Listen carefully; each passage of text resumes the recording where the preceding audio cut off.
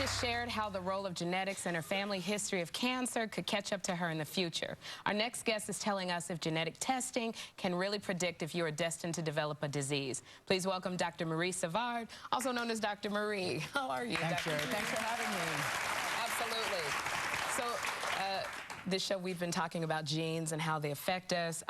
Can you tell us what exactly are genes? What do they do? Genes are little pieces of DNA, our roadmap to the future. They're kind of, it's the directions to how you live your life, who you're going to be. And there's about 30,000 of them in each one of our cells. You get half a pair from your mom, half from your dad.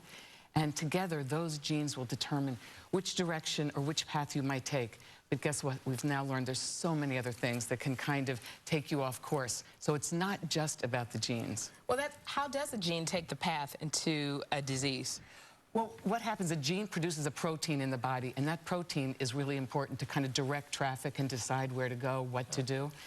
But what can happen, you can get a mutation, which is a word that really means a permanent problem in that DNA. You can get it first by heredity. That means, for example, the BRCA1 gene, the BRCA gene, you can inherit from a parent, or you can acquire it, meaning through your lifetime, maybe through lifestyle, through things that you're exposed to, all sorts of toxins can change that DNA. And then you're not going to pass that on. You're just going to acquire it yourself and end up maybe with a cancer. With all the genetic studies that are being done to find out one's gene pool, are people doing it primarily for prevention, or are there other reasons? Well, I think Edie's story is the most common now. In the past, we used to do gene tests all the time for rare diseases.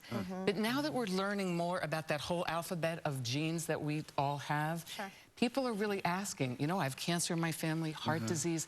Let's do some of these tests. Unfortunately, a lot of them have been advertised to the consumer way too early. There's still a lot more we need to know. So I do worry that some people are having the test without really going through the counseling. Edie was great because she did have the counseling. She knew that she was making the right decision. So you don't think that we should just go out and get tested for everything?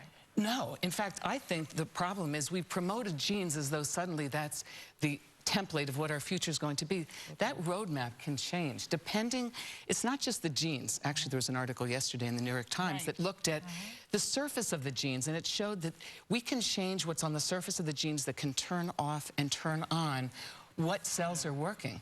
I mean, so if the environment, affecting the environment smoking, around, for instance, can click on a gene. Destroy your... Sure. Okay, so this is a question. So when it comes to cancer, we have a lot of women who are just going to get genetically tested to see if they carry this breast cancer gene, just like Edie was talking about. So what do these tests show? Well, what they're doing, they've looked at the entire sort of gene map, and they're looking for little areas on that gene map that reproduce or look the same as another person that has that same defect. And really, what we're saying is this type of testing is still in the very early stages. They're looking for some little changes, but breast cancer, for example, we know only 5 to 10% are related to this BRCA1 or BRCA2 gene. It's not a get-out-of-jail-free pass if you test negative for the gene. Not at all. And I think we're increasingly realizing, especially if you have a family history such as Edie did, there's another story. There's another problem in the genes that we just haven't yet identified. Right. So, like, if you test, I'm sorry, if you test positive for this, for anything, I mean, should you be getting counseling if somebody says, oh, you've got this, looks like this been in your family, or you've developed this? I mean, because I think people get tested and then run amok because, you know, then what do you do? So are there things you can do to sort of slow the process down? Yes. First, I would recommend size up your family history. Our family history still remains the most powerful tool we have to predict our health future. That's the truth. Genetic testing is limited. Where it has been powerful is in testing for the breast cancer gene. For women who test positive, now that's only 5 to 10% of women, that means something. You have a very high chance, maybe a 60% chance or more of developing breast and, as important, if not more so, ovarian cancer. And even in your dad's side, you know, the BRCA gene comes from your dad, too. Yes. And I'm sure that was another concern about Edie's history. Her dad had prostate cancer. Men who inherit the gene can have an increased risk of prostate cancer, colon cancer, and breast cancer. What about Alzheimer's?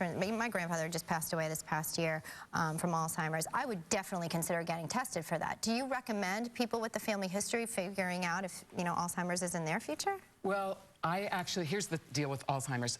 5% occur, of the Alzheimer's disease, occurs in very young people. And if you have a family history of it occurring in someone under the age of 60, that's quite young. There is a gene that can tell you whether or not you will develop Alzheimer's. So if you get tested and you're positive, that's very worrisome. You will likely develop Alzheimer's disease. There's But no for the cure rest of for us, it. There's really no But cure. there are things you can What do, no? Like what can you do? health-wise to maybe well, not that's- create an environment where that's turned on That's or why not? I wouldn't want to be tested. And when I say that, I'm referring to the majority of people with Alzheimer's disease. If you get tested, there's another gene called the APOE4 gene. If you have that, and 1 in 4 of us will, you do have an increased chance of getting Alzheimer's, which is a concern. But there isn't anything you can do about it except lifestyle. We know you can play around and really influence your genes, even that gene, by changing the lifestyle. Is What's that true? good for your you heart. really can? So why not Yes. find out, right? Yes. Would you do want to know the results? I would do I anything don't- possible. If someone said eat almonds, eat some fish, take fish oil pills, I would do anything I could if I knew I had the gene, I would right? too, and you know what? We already know what to do. I have a lot of heart disease in my family. I'm taking those steps. I don't think I want that sword over my head that doesn't tell me unequivocally. If Alzheimer's was unequivocal, yes or no, but it's not. Interesting. It just says, a lot of these gene tests just increase your risk. Do you want to live with that increased risk when you can just take all the steps to live well? Anyway, it's a big responsibility. Yeah, I Dr. just was Sivan. going to say some people need that little kick in the butt. You Yeah. know, some people Yes. need the sword of Damocles over their head going, jump or sit down, but you've got to make a choice. So. And that's a good Yeah. reason to do the testing. I agree with you. Thank you, Thanks. Dr. Savard. We're going to be right back.